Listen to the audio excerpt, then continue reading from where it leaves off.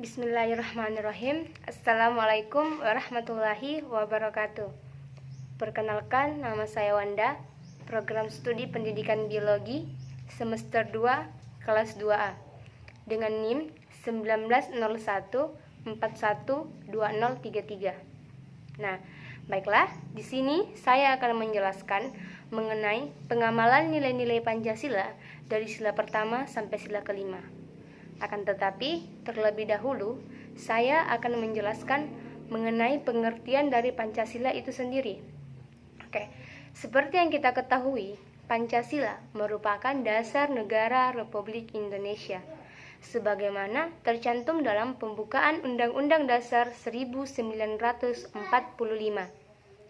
Nah, sebagai dasar negara, Pancasila mengatur ketatanegaraan negara yang meliputi bidang ideologi, bidang ekonomi, bidang sosial budaya, dan bidang pertahanan keamanan. Nah, selain itu, Pancasila juga berfungsi sebagai falsafah hidup atau pandangan hidup, di mana yang dijadikan sebagai masyarakat sebagai petunjuk dalam menjalankan aktivitasnya sehari-hari, baik itu dalam segi perilaku maupun sikap. Nah, baiklah, adapun butir-butir pengamalan nilai-nilai Pancasila dari sila pertama sampai sila kelima, yakni pada sila yang pertama, ketuhanan yang Maha Esa. Nah, pada sila yang pertama ini mengandung makna bahwa masyarakat Indonesia mengakui dan takwa terhadap Tuhan yang Maha Esa, tidak memaksakan kehendaknya terhadap orang lain, tidak memaksakan masyarakat atau orang lain untuk menganut agama yang dianutnya, serta memberikan kebebasan kepada masyarakat untuk menganut dan menjalankan ibadah atau syariatnya sesuai dengan agama yang dianutnya. Kemudian pada sila yang kedua, kemanusiaan yang adil dan beradab. Ada kata adil dan ada kata beradab. Berarti di sini masyarakat Indonesia harus mengembangkan sikap saling menghargai dan menghormati antar manusia, tidak boleh memaksakan kehendaknya terhadap orang lain, dan tidak boleh semena-mena terhadap orang lain. Masyarakat Indonesia harus mengakui adanya persamaan derajat, harkat dan martabat, tanpa membeda-bedakan suku, keturunan, jenis kulit, jenis kelamin, umur, dan lain sebagainya. Saya ambil contoh, misalnya saya. Nah, saya memiliki kedudukan sosial di masyarakat tinggi. Kemudian saya semena-mena terhadap kalangan bawah. Nah, ini merupakan contoh yang tidak mencerminkan nilai-nilai Pancasila. Seharusnya saya sebagai kalangan atas harusnya memberikan bantuan atau uluran tangan terhadap masyarakat kalangan bawah, bagaimana mereka juga bisa hidup dan merasakan makmurnya hidup ini, seperti itu. Kemudian pada sila yang ketiga, persatuan Indonesia. Nah, pada sila yang ketiga ini, masyarakat Indonesia dituntut bagaimana ia bisa mengembangkan persatuan dan kesatuan, bagaimana yang tercantum dalam Bhinneka Tunggal Ika. Nah, seperti itu. Kemudian, sila yang keempat, kerakyatan yang dipimpin oleh hikmat kebijaksanaan dalam permusyawaratan perwakilan. Nah, pada sila yang keempat ini ada kata musyawarah. Berarti pada sila yang keempat ini masyarakat Indonesia harus mendahulukan musyawarah dalam mengambil keputusan. Walaupun seperti itu, harus juga dalam mengambil keputusan harus bisa membedakan antara kewajiban dan hak. Masyarakat Indonesia dalam mengambil keputusan harus mempertimbangkan mana yang lebih mengutamakan kepentingan bangsa atau kepentingan bersama daripada kepentingan pribadi atau suatu golongan. Seperti itu. Kemudian, pada sila yang keempat ini juga tidak boleh memaksakan kehendaknya terhadap orang lain. Pada saat demokrasi misalnya, kita ambil contoh pada saat pemilu. Nah, pada saat pemilu ini sering sekali terjadi percekcokan atau permusuhan, bahkan perpecah belahan karena hanya berbeda pendapat. Nah, kadangkala pada saat pemilu seperti ini, ada saja pihak-pihak atau tim-tim yang memaksakan kehendaknya terhadap orang lain. bahkan sampai memberikan sogokan atau yang biasa disebut dengan serangan fajar seperti itu. Nah, menurut saya sikap-sikap seperti ini jelas sekali tidak mencerminkan nilai-nilai Pancasila. Mengapa? Karena dengan adanya sikap seperti ini, itu mengurangi nilai luhur dari Pancasila itu sendiri. Nanti ke depannya, jika demokrasi terus-menerus seperti ini, akan menimbulkan pertanyaan bagi masyarakat.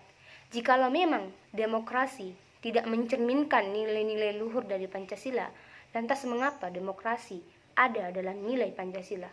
Nah, itu semua harus dipertanggungjawabkan.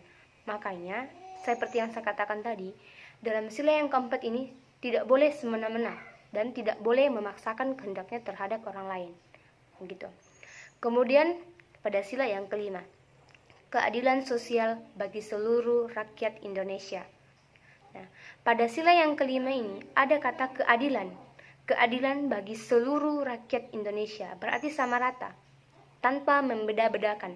Karena pada dasarnya setiap manusia itu mempunyai hak dan kewajiban yang sama, mempunyai kedudukan yang sama, semuanya sama rata. Saya ambil contoh, misalnya di mata hukum. Karena seperti yang kita saksikan sekarang ini, keadilan itu sangatlah, hukum itu sudah sangat melenceng dari yang diharapkan. Hukum itu jika diibaratkan sekarang itu tumpul ke atas, tajam ke bawah. Kenapa saya katakan seperti itu?